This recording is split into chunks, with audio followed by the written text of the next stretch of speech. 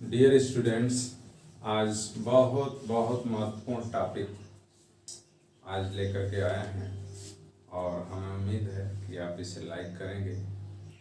पिछले दिनों reproduction in living organism के बारे में चर्चा किए थे। रिप्रोडक्शन यानी जनन, जीवित जीवधारियों में जनन कैसे होता है, कितने प्रकार का जनन होता है, इसके बारे में चर्चा हुई थी।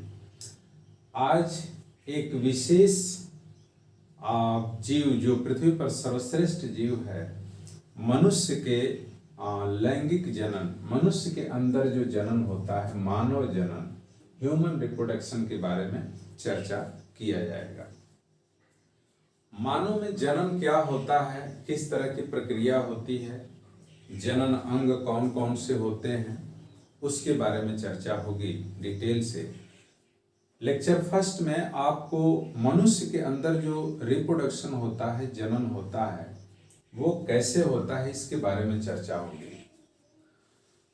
आपको ये मालूम है कि जनन प्रत्येक जीव की प्रक्रिया होती है और अपने अस्तित्व को बनाए रखने के लिए, अपने आने वाली पीढ़ी की निरंतरता को बनाए रखने के लिए प्रत्येक जीव जो है वो रिप्रोडक्शन करता है। उसी तरह से मनुष्य में भी अपने अस्तित्व को बनाए रखने के लिए, अपने पीढ़ी को कंटिन्यूअस बनाए रखने के लिए वह रिप्रोडक्शन या जनन की क्रिया करता है। इस प्रकार मनुष्य जो है, कहा जाता है कि बहुत से जंतु एक लिंगी होते हैं, उसी क्रम में मानव भी जो है एक लिंगी होता है, यूनिसेक्सुअल होता है। और मानव के अंदर जो है सेक्सुअल डायमॉर्फिज्म पाया जाता है, लैंगिक द्विरूपता होती है। सेक्सुअल डायमॉर्फिज्म, लैंगिक द्विरूपता पाई जाती है, यानी नर जनन अंग और मादा जनन अंग अलग अलग जंतुओं में होता है। यानी नर जनन के रूप में मनुष्य, मानव, और मादा के रूप में जो है वो स्त्री होती है। ये सेक्सुअल डायमॉर्फिज्म के रूप में इसे हम जानते हैं। तो मनुष्य के अंदर जो रिप्रोडक्शन की क्रिया होती है, जो जनन की प्रक्रिया होती है, उसमें बताया गया है कि नर और मादा के अंदर कुछ ऐसे लक्षण होते हैं जो विभेदीकरण, डिफरेंशिएशन कैरेक्टर कहे जाते हैं, उनको विभेदीकरण लक्षण कहते हैं। जैसे कि स्त्रियों में कहा जाता है कि स्त्रियों में शरीर पे बाल का कम पाया जाना, ठीक है, और साथ ही साथ वक्ष में बाल का कम पाया जाना।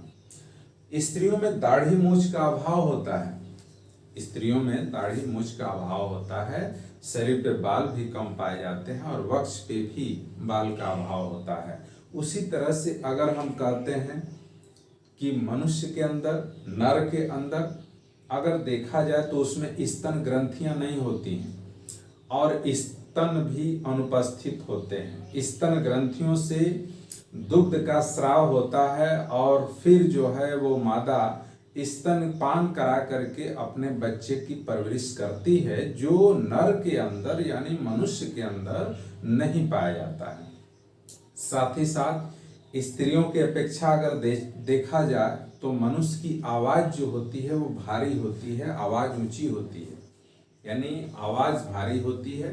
साथ ही साथ देखा जाए तो स्त्रियों के जो नितंब होते हैं उस पे वसा का जमाव होता है, जिससे कि वसा यानी वहां पे उभार होता है, नितंबों पे उभार होता है स्त्रियों के अंदर। तो पुरुष में ये जो है अनुपस्थित होता है। इसके अलावा कहा जाता है कि जो मनुष्य होता है उस के शरीर की जो संरचना होती है अपेक्षाकृत स्त्री के स्ट्रांग होता है, मजबूत होता है। मानव में जनन के कुछ चरण होते हैं, मानव में जनन के कुछ चरण होते हैं, उन स्टेप्स के बारे में हम चर्चा करेंगे। कुछ स्टेप्स होते हैं, उस स्टेप्स के बारे में चर्चा करेंगे। जो स्टेप्स निम्नलिखित हैं और वो कौन कौन से स्टेप्स होते हैं वो आपको सामने यहाँ पे तो पहला स्टेप्स होता है युग्मक जनन।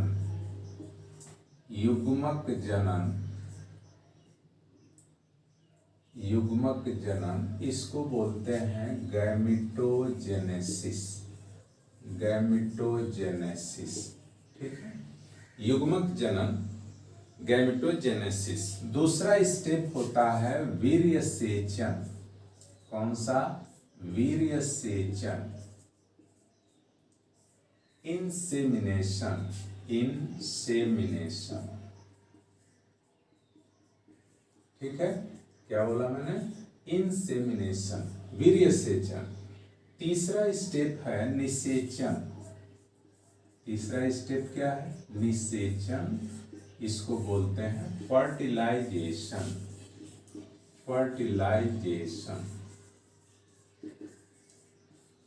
इंसेमिनेशन, निषेचन, फर्टिलाइजेशन। जब निषेचन हो जाता है तो इसके बाद जो स्टेप आता है उसको बोलते हैं युग्मनज। क्या बोलते हैं? युग्मनज, यानी जाइगोट। जाइगोट जो डिप्लॉयड होता है, अभी इसके बारे में चर्चा करेंगे। पांचवा स्टेप आता है युग्मनज जब बन जाता है तो इसका विदलन होता है। क्या होता है? विदलन, क्लीवेज।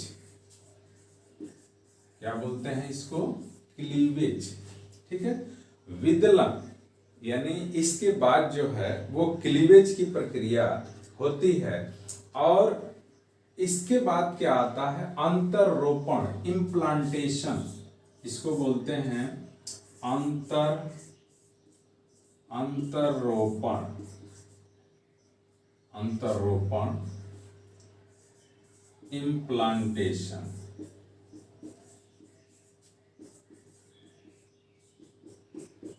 इम्प्लांटेशन, अंतररोपण की क्रिया होती है।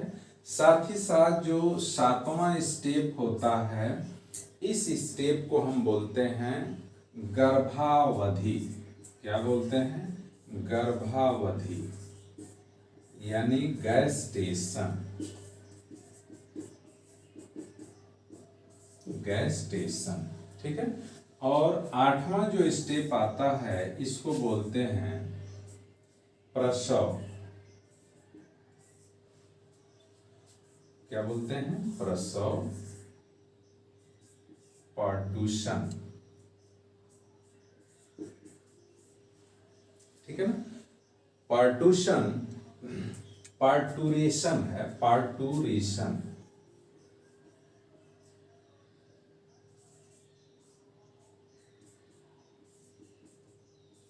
ठीक है।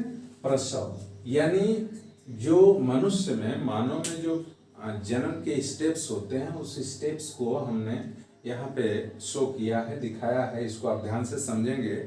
युग्मक जनन, गैमेटोजेनेसिस क्या होता है, ठीक है ना। युग्मक जनन पहला स्टेप आता है। तो युग्मक जनन में क्या करते हैं कि नर युग्मक और मादा युग्मक, क्या बोलते हैं?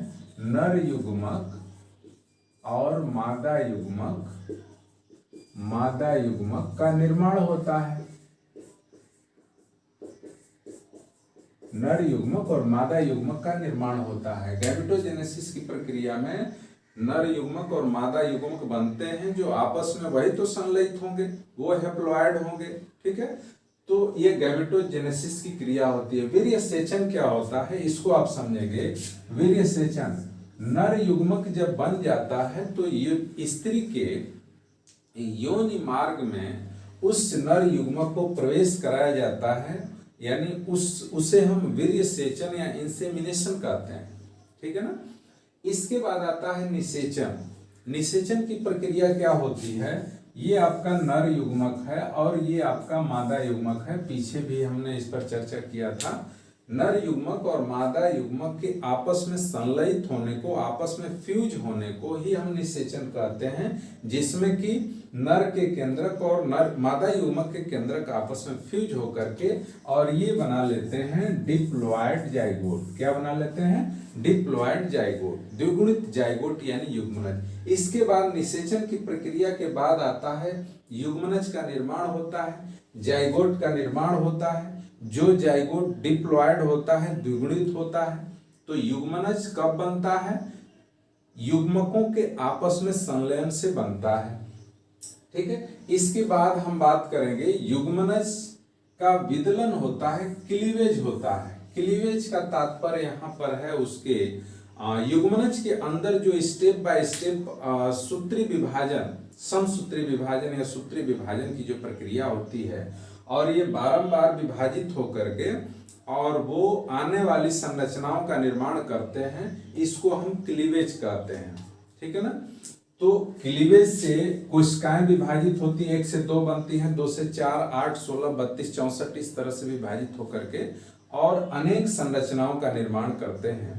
तो इसको जो संरचनाएं बनती हैं जैसे कि मारुला होता है, मारुला, ब्लास्टुला, है ना, ब्लास्टुला, गैस्टुला, गैस्टुला, ये संरचनाएं बनती हैं। और ये संरचनाएं जो है मल्टी सेलुलर डिवीजन जब होता है इनका, तो मल्टी सेलुलर कंडीशन में ये संरचनाएं बन जाती हैं। और इसके बाद जो अगला फेज आता है, जो अगला स्टेप आता है, वो अंतररोपण या इम्प्लांटेशन का आता है। अंतररोपण या इम्प्लांटेशन क्या होता है? स्त्री के गर्भाशय में, ठीक है ना, जाइगोट बन गया है, जाइगोट में विभाजन हो गया है, वो समसूत्री विभाजन के द्वारा जो है अपनी संरचना का निर्माण कर लिया है, वो भ्रूण में परिवर्तित हो चुका है ना। तो मतलब परिवर्तन की दशा में है। अब इसके बाद उसका इम्प्लांटेशन होगा, अंतररोपण होगा। तो स्त्री के गर्भाशय की जो आंतरिक सतह होती है, जो आंतरिक दीवार होती है, उसी से चिपकना यानी उसी पर प्रत्यारोपित होना, यानी वहां पे इम्प्लांटेशन हो जाना, उससे चिपक जाना ही हम इम्प्लांटेशन या अंतररोपण की क्रिया कहते हैं। ठीक है, ये स्त्री के गर्भाशय के अंदर होता है। ठीक है, अंतररोपण हो गया। अंतररोपण के बाद जो है क्या होगा, उस भ्रूण का विकास होगा, डेवलपमेंट होगा, उसमें जो है कोशिकाएं विभाजित होंगी, ऊतक बनेंगे, ऊतक से फिर ऊतक तंत्र बनेंगे, ऊतक तंत्र से फिर अंग बनेंगे, अंग से अंग तंत्र बनेंगे, अंग तंत्र से फिर जो है एक शरीर का निर्माण होगा। और वह निर्माण इम्प्लांटेशन के बाद होता है। तो आगे की जो फेज या चरण आएगा उसको हम बोलते हैं गर्भावधि या गैस्टेशन। गर्भावधि क्या होता है? गर्भ धारण से लेकर के, ठीक है ना, फिर से इसको ध्यान से समझिएगा, गर्भ धारण से लेकर के और प्रसव के समय तक, प्रसव के बीच का जो समय होता है वही गर्भावधि होता है, वही गैस्टेशन होता है। यानी भ्रूण का जो डेवलपमेंट होता है, जो कि गर्भाशय के अंदर होता है, नरिश करने का कार्य जो है आपका प्लासेंटा करता है। तो इस दौरान जो भी समय लगता है प्रसव और गर्भ जो धारण करने का समय है, यानी अंतररोपण के बाद, उसको हम गर्भावधि कहते हैं। मनुष्य में गर्भावधि जो है वो ये आपका 9 माह होता है। ठीक है, कितना होता है? 9 माह, यानी ये 270 दिन मनुष्य के अंदर पाया जाता है, यानी 9 माह की दशा होती है। ठीक है ना। तो ये आपका जो है 270 दिन। ठीक है, तो अब आते हैं लास्ट स्टेप जो है प्रसव, है ना। प्रसव, पार्टुरेशन क्या होता है, प्रसव की क्रिया क्या है? तो देखिए, गर्भावधि के बाद प्रसव की प्रक्रिया होती है, जिसके अंदर एक संतान, नवजात शिशु की पैदाइश होती है और एक नवजात शिशु जो है वो उत्पन्न होता है ना। वो 9 माह के बाद मनुष्य के अंदर उस माता के गर्भाशय के अंदर पल करके, विकास करके और एक छोटे से शिशु के रूप में बाहर आता है। इसको हम बोलते हैं प्रसव। क्या बोलते हैं? प्रसव। तो देयर आर 8 स्टेप्स, हमने 8 स्टेप्स के बारे में बताया। इसको आप ध्यान से समझेंगे और इसको क्लियर कर लेंगे, जिसमें गैमेटोजेनेसिस है, इंसेमिनेशन है, फर्टिलाइजेशन है, जाइगोट फॉर्मेशन है, फिर क्लीवेज है, इम्प्लांटेशन, गैस्टेशन और पार्टुरेशन के बाद। ठीक है ना, पार्टुरिशन यानी लास्ट स्टेप होता है। अब इसके बाद हम बात करेंगे कि मानव जनन में नर जनन तंत्र में कौन कौन से भाग होते हैं और किससे किससे मिलकर के ये बना होता है, ठीक है। तो इसके बारे में किन किन अंगों के द्वारा नर जनन तंत्र बनता है, ठीक है।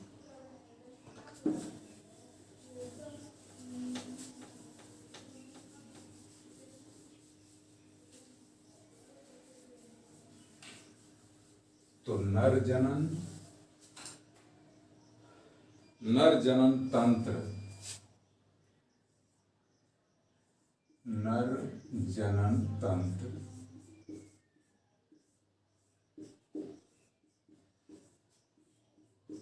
Male reproductive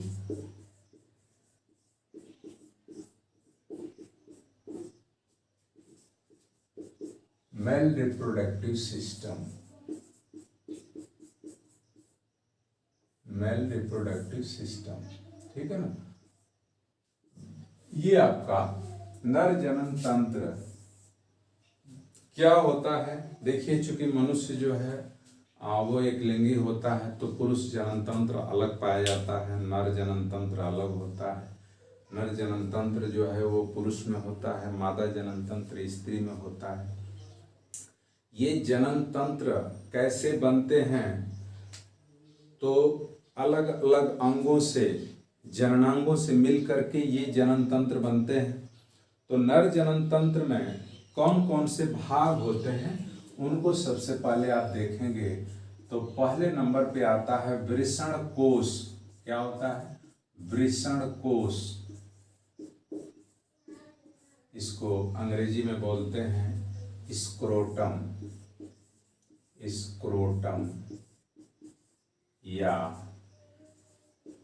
scrotal, scrotal sac. Scrotum या स्क्रोटल सैक बोलते हैं वृषण कोश। इसके बाद वृषण, टेस्टिस, टेस्टिस, वृषण कोश के बाद वृषण आता है जिसको टेस्टिस बोलते हैं। इसके बाद अधिवृषण, अधिवृषण, अधिवृषण या इसको एपिडाइडमिस इंग्लिश में कहते हैं, एपिडाइडमिस, एपिडाइडमिस, ठीक। अधिवृषण,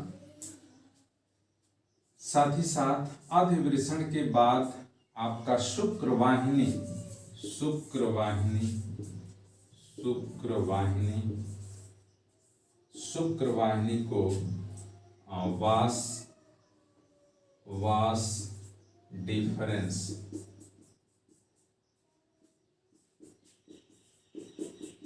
वास डिफरेंस, ठीक है ना, वास डिफरेंस या शुक्रवाहिनी।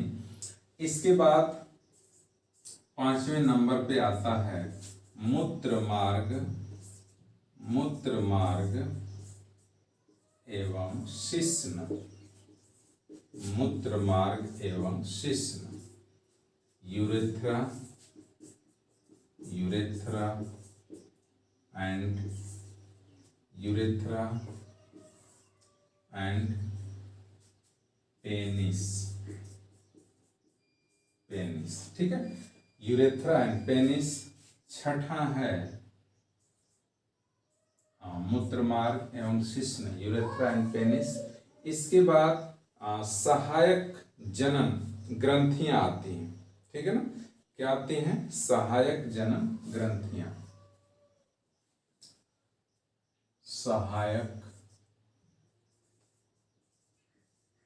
जनन ग्रंथियां।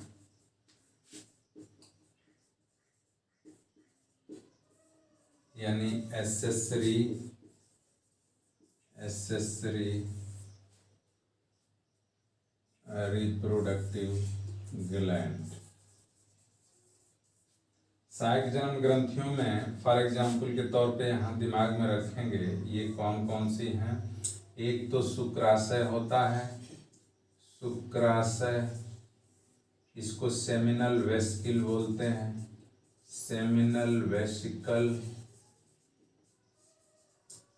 Seminal vesicle. इसके अलावा प्रोस्टेट, प्रोस्टेट, प्रोस्टेट, ठीक है।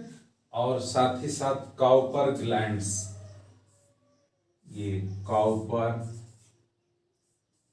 काउपर्स ग्लैंड, ठीक है। ये आपकी सहायक जनन ग्रंथियां होती हैं जिसमें कि शुक्राशय आता है, प्रोस्टेट आता है, सेमिनल वेसिकल आता है, ठीक है ना। ये आपकी सहायक जनन ग्रंथियां हैं।